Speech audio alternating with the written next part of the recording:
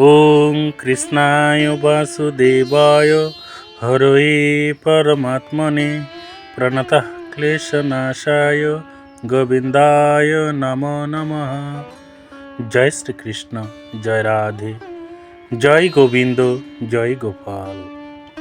হোলি 2025 কবে হোলি? 14 না 15 মার্চ?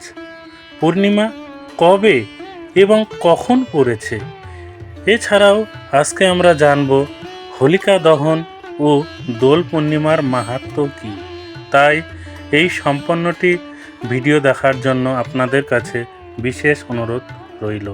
তাই চ্যানেলটি সাবস্ক্রাইব করে দিয়ে চ্যানেলের পাশে থাকবেন। তো চলুন শুরু করা যাক। দোল হলো রঙের উৎসব, প্রেম, আনন্দ, ভালোবাসার উৎসব। কিন্তু কবে এবার হোলি? 14 মার্চ না 15 মার্চ?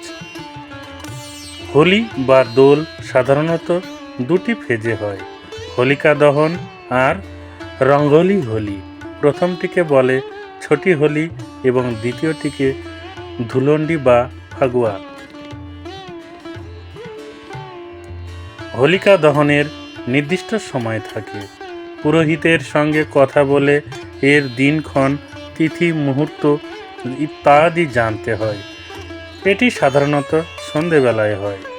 এবছর রঙ্গোলি বা ফাগুয়া বা ধুলন্ডি বা দোল বা রং খেলা হবে 14 মার্চ।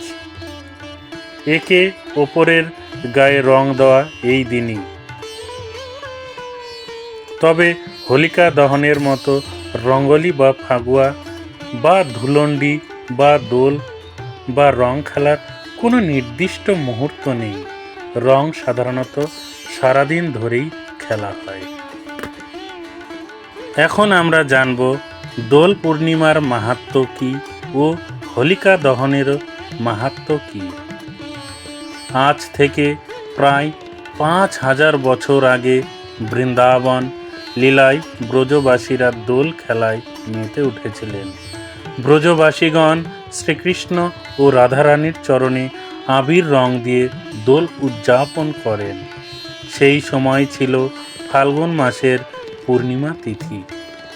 সেই বছর বৃন্দাবনে এত বড় উৎসব হয়েছিল যে ব্রজবাসীরা কেউই সেই উৎসবের কথা ভুলতে পারেননি। সেই থেকেই এই উৎসব সমগ্র ভারতবর্ষে ছড়িয়ে পড়ে। এরপর দেখা যায় বিভিন্ন স্থানে কৃষ্ণ ভক্তরা প্রতি বছর কৃষ্ণ এবং রাধারানীর পায়ে আবির ছুঁয়ে দোল উৎসব পালন করতে থাকেন। এই দোল উৎসব পরবর্তীকালে হোলি নামেও পরিচিত লাভ করে। এই হোলি নাম হওয়ার পিছনে অন্য একটি কাহিনী আছে। সনাতন ধর্ম অনুযায়ী প্রহ্লাদের পিতা অত্যাচারী রাজা হিরণ্যকশিপুর দানবী বোন ছিলেন হোলিকা। তিনি একেবারেই ভগবান বিষ্ণুকে সহ্য করতে পারতেন না। তবে তিনি ব্রহ্মার তপস্যা করে ব্রহ্মার কাছ থেকে বর পেয়েছিলেন যে আগুন তাকে কিছুই করতে পারবে না। তিনি একটি চাদর পেয়েছিলেন, যেই চাদরটি গায়ে জড়িয়ে রাখলে আগুন তাকে স্পর্শ করতে পারত না। দৈত্য হিরণ্যকশিপু ছিলেন প্রবল বিষ্ণু বিদ্বেষী, আর তার ছেলে প্রহ্লাদ মহারাজ ছোট থেকেই ছিলেন প্রবল হরিভক্ত।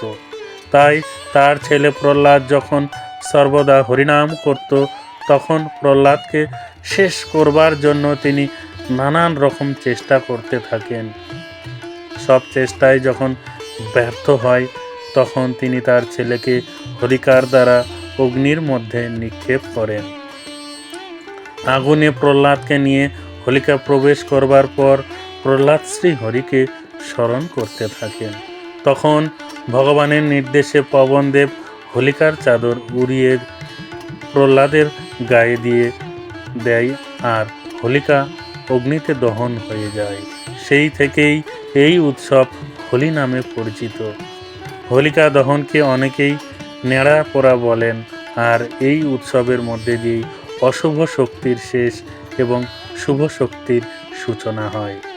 আশা করি আপনারা অনুধাবন করতে পেরেছেন যে দোলযাত্রা কী এবং হোলিকা দহন বা হোলি উৎসব এর মাহাত্ম্য কী, এছাড়াও কোন দিন পড়েছে এবং এই সময় কি করা উচিত, তা আপনারা সবই এই ভিডিওর মাধ্যমে অনুধাবন করতে পেরেছেন। তাই আসুন আমরা সবাই ভগবান শ্রীকৃষ্ণ ও শ্রী রাধার চরণে আবির স্পর্শ করিয়ে নিজেকে ধন্য করি এবং হোলি উৎসব পালন করি এবং নিজেদের সম্প্রীতি বাড়িয়ে তুলি। সবাই ভালো থাকবেন, সুখে থাকবেন, শান্তিতে থাকবেন। ঈশ্বর আপনার মঙ্গল করুন। জয় শ্রীকৃষ্ণ, জয় রাধে, জয় গোবিন্দ, জয় গোপাল, জয় দোলযাত্রা, জয় হোলি।